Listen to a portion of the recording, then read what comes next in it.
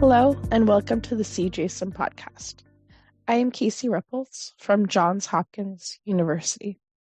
I am grateful for the opportunity to present a summary of our research on biomarkers of ultra-processed food and instant chronic kidney disease.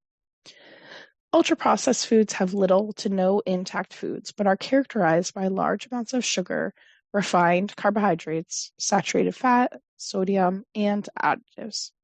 High ultra-processed food consumption was previously reported to be associated with higher risk of chronic kidney disease. However, the measurement of dietary intake by self-report, which is commonly used in nutrition research, is prone to bias and measurement error. As such, objective biomarkers of dietary intake and of ultra-processed food specifically are needed. Furthermore, the mechanism through which ultra-processed food is associated with chronic kidney disease is not clear. With the help of Metabolomics, we're able to identify objective biomarkers of ultra-processed food consumption and to investigate the association between diet-related biomarkers and instant chronic kidney disease. We use data from adults without chronic kidney disease at baseline in the atherosclerosis risk and community study. Dietary intake was assessed using a food frequency questionnaire, and processing level of foods was defined using the NOVA classification system. We found that 12 out of 359 serum metabolites were associated with ultra-processed food intake.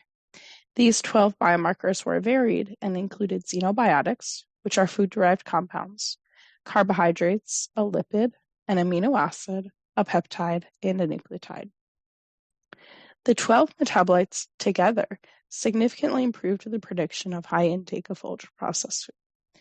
These findings underscore the value of a panel of multiple metabolites to adequately represent the complex nature of dietary intake.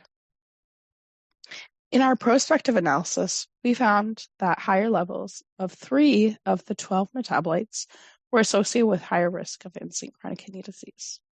These 3 metabolites were glucose, mannose, and N2-N2-dimethylguanosine.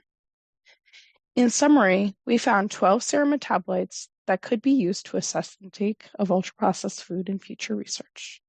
In addition, our findings highlight some of the underlying biological mechanisms, specifically oxidative stress and hyperglycemia, which could in part explain the previously observed association between ultra-processed food and chronic kidney disease.